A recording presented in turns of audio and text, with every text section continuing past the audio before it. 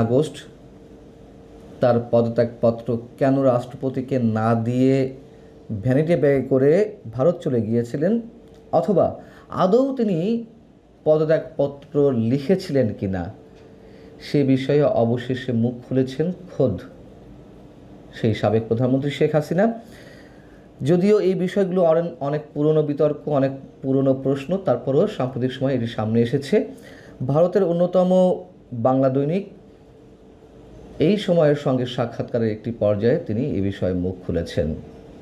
তাকে প্রশ্ন করা হয়েছিল যে আপনি কি আদৌ রাষ্ট্রপতি শাহাবুদ্দিন সাহেবের হাতে পদত্যাগপত্র জমা দিয়েছিলেন, অথবা 3 পাতার একটি পদত্যাগপত্র আপনি লিখেছিলেন যা পরে আর স্বাক্ষর করে জমা দেননি, কেন?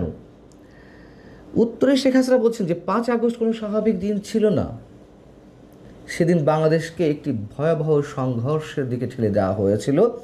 গণভবনের দিকে উন্মত্ত জনতা ছুটে আসছিল, রাষ্ট্রীয় নিরাপত্তা ব্যবস্থা ভেঙে দেওয়ার চেষ্টা করা হয়েছিল, পুলিশ প্রশাসন, নিরাপত্তা কাঠামো সহ সব জায়গায় চাপ, বিভ্রান্তি এবং পরিকল্পিত অস্থিরতা তৈরি করা হয়েছিল। তাকে এবং তার বোনকে হত্যা করার উদ্দেশ্যেই গণভবনের দিকে কিছু উন্মত্ত জনতা ছুটে আসছিল এবং তাদের বক্তব্য ছিল একটি, তা হচ্ছে লাশ ফেলে দেওয়া হলে বা একের পর এক লাশ ফেলা হলে সরকার পড়ে যাবে। এমনকি ভুয়া আইডি কার্ড তৈরি করেও গণভবনের লোক নিয়ে আসা হয়েছিল। একটা পর্যায়ে এসে তিনি মূল প্রসঙ্গে বলছেন যে সেই অল্প সময়ে, অর্থাৎ তাকে 30 থেকে 40 মিনিটের মধ্যে গণভবন ছাড়তে হবে, সেই সময়ে বসে বসে পদত্যাগপত্র লেখার মতো কোনো সময় তার হাতে ছিল না। এবং তিনি বলছেন যে তিনি যে দেশ ছাড়বেন এই বিষয়টিও ততক্ষণ তিনি জানেন না। তিনি প্রস্তুতি নিচ্ছিলেন টুঙ্গিপাড়ায় চলে যাওয়ার। এবং একটা সময় তিনি বলছেন যে আমাকে পদত্যাগ করার সময় দেওয়া হয়নি। সংবিধান অনুযায়ী স্বহস্তে লিখিত পদত্যাগপত্র সশরীরে মহামান্য রাষ্ট্রপতির সামনে উপস্থিত থেকে তার হাতে তুলে দেওয়াটাই নিয়ম, কিন্তু সেই সুযোগ আমি পাইনি। গণভবন আক্রমণ করতে এলে আমার হাতের সাকুল্যে 30 থেকে 40 মিনিটের সময় ছিল, যার মধ্যে সেই স্থানটি ত্যাগ করতে হবে। তিনি যে পদত্যাগপত্র জমা দেননি এটি চরম সত্য, এটি নিয়ে কোনো বিতর্ক নেই। কিন্তু তিনি পদত্যাগপত্র আদৌ লিখেছিলেন কিনা, ভ্যানিটি ব্যাগে করে নিয়ে গিয়েছিলেন কিনা, এখন সেই প্রশ্নটি এসেছে। তো রাষ্ট্রপতি থেকে শুরু করে সেনাপ্রধান কিংবা সচিবালয়ের দায়িত্বশীল কোনো কর্মকর্তার কাছেও এ ধরনের কোনো পদত্যাগপত্র খুঁজে পাওয়া যায়নি। এটাও তো চরম সত্য কথা, এটি প্রমাণিত সত্য। এমনকি 8 আগস্ট যেদিন ডক্টর ইউনূস শপথ নিলেন প্রধান উপদেষ্টা হিসেবে, তার আগে সুপ্রিম কোর্টের প্রধান বিচারপতি একটি নির্দেশনা দিয়েছিলেন সংবিধানের 106 অনুচ্ছেদ অনুযায়ী। সে বিষয়ে আইন উপদেষ্টা একটা সময় দেশের জনগণকে বললেন যে সুপ্রিম কোর্টের আপিল বিভাগ থেকে জানতে চাওয়া হয় এই পরিস্থিতিতে করণীয় কী। সংবিধানের 106 অনুচ্ছেদ অনুযায়ী উদ্দেশ্যমূলক এখতিয়ার প্রয়োগ করে জানতে চাওয়া হয়। সেটার পরিপ্রেক্ষিতে তৎকালীন সুপ্রিম কোর্টের প্রধান বিচারপতি এবং সব বিচারপতি মিলে 106 অনুচ্ছেদের অধীনে মতামত দেন রাষ্ট্রপতির রেফারেন্সের ভিত্তিতে, অর্থাৎ রাষ্ট্রপতির সম্মতিতেই সব কিছু হবে। তো সেই রেফারেন্সের যে পত্র, তাতে উল্লেখ ছিল যে দেশের বর্তমান উদ্ভূত পরিস্থিতিতে যেহেতু প্রধানমন্ত্রী পদত্যাগ করেছেন, তারপর আরও অন্য জিনিস লেখা ছিল যে এই বিষয়গুলো তো ডাহা মিথ্যা কথা।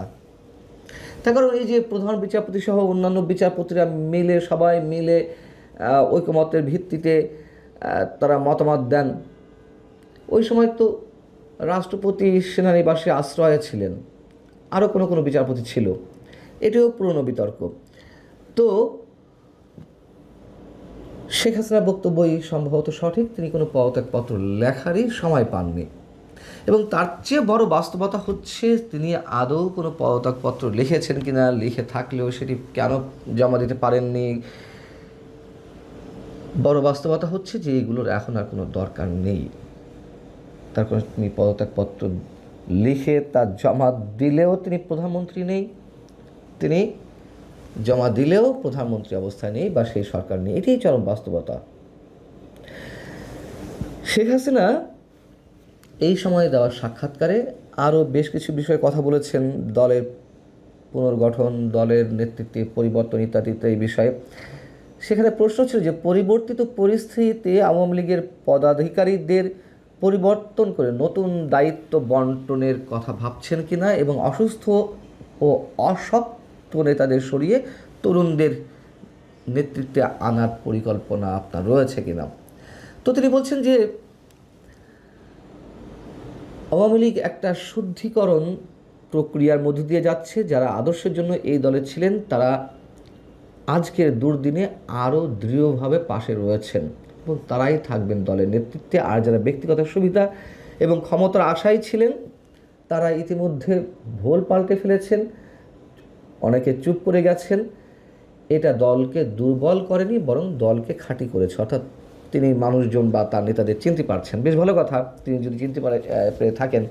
এবং তিনি বলছেন যারা দায়িত্ব পালন করতে পারবেন না, যারা কর্মীদের পাশে দাঁড়াতে পারবে না, যারা কঠিন সময়ে দলের পাশে ছিল না, সংগঠনকে ধরে রাখতে পারেনি, তাদের বিষয়ে দলীয় কাঠামোর মধ্যেই সিদ্ধান্ত নেওয়া হবে।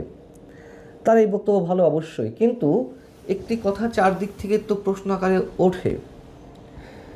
যেই শেখ পরিবারের অনেক সদস্যের কারণে আজকে আওয়ামী লীগের এই অবস্থা, লুটপাট থেকে শুরু করে নানান অপকর্মের অভিযোগ রয়েছে শেখ পরিবারের অনেক সদস্যের বিরুদ্ধে, তাদের বিষয়ে তিনি কী সিদ্ধান্ত নিতে যাচ্ছেন? এবং দলীয় নেতাকর্মীদের অধিকাংশের অভিযোগ যে এই সব সদস্যের কারণেই ত্যাগী নেতাকর্মীরা সামনে এগিয়ে আসতে পারেনি এবং যে হাইব্রিড আওয়ামী লীগেরা জায়গা করে নিয়েছে দলের মধ্যে, তাদেরকে মোটা অঙ্কের টাকা বিনিময়ে এই শেখ পরিবারের সদস্যরাই স্থান করে দিয়েছে। আর টাকা পাচারের অভিযোগ তো রয়েছেই। কেন শেখ হাসিনা তার পরিবারের সদস্যদের, তার পরিবারের সদস্য বলতে তার যারা চাচাতো, খালাতো, মামাতো ভাই বোনেরা আছেন, কিংবা শেখ পরিবারের অন্যান্য সদস্যরা, তার নিজের যে দুই সন্তান, এমনকি তার বোন শেখ রেহানা, তাদের বিরুদ্ধেও কি কম অভিযোগ? নিশ্চয়ই না। এবং অনেকে বলে থাকে যে শেখ হাসিনা তার পরিবারের কাছে অনেক বেশি দুর্বল। হয়তো সত্য কথাগুলো, কিন্তু দলকে বাঁচাতে গেলে শুধু পরিবারের সদস্য তো নয়, তাকে অনেক ধরনের বাছাই প্রক্রিয়ার মধ্যে দিয়ে যেতে হবে। তখন দলের আজকে যে অবস্থা, তৃণমূলের নেতাকর্মীরা যে এখনও পর্যন্ত কারাগারে রয়েছেন, থেকে দেখে এসেছি, তো শুনে এসেছি তাদের বক্তব্য। আমি জানি না দলের শীর্ষ নেতৃত্ব তাদের বক্তব্য কতটা শোনার চেষ্টা করছেন, বা এখনও পর্যন্ত যারা অসহায় অবস্থায় নানান ধরনের একটা রোমহর্ষক অবস্থার মধ্যে দিয়ে দিন কাটাচ্ছে, তাদের মতামত তারা শোনার চেষ্টা করছেন কিনা। এবং তিনি যে আপাতত দল থেকে বিদায় নিচ্ছেন না, দলের দায়িত্ব তার হাতেই রাখতে চাইছেন, এ বিষয়েও এই সময়ের বক্তব্যে তিনি স্পষ্ট করেছেন। এবং সেই প্রসঙ্গে সজীব ওয়াজেদ জয়ের কথাটি এসেছিল যে সজীব ওয়াজেদ জয় তো নিজেই বলেছিলেন যে আপনি অবসরে যাবেন বা আপনার বয়স হয়েছে। তিনি বলেছেন সেটি বলতেই পারেন, নেতৃত্বে পরিবর্তন সময়ের ব্যাপার এবং দলের কাউন্সিলরদের হাতে এটি নির্ভর করে। তিনি বারবার বলেছেন যে আমি বিদায় নিতে চাই, দলের কাউন্সিলররা তাকে রেখে দিয়েছে, তারও বয়স হয়েছে। সেই জায়গা থেকে হয়তো সজীব ওয়াজেদ জয় মন্তব্য করেছেন।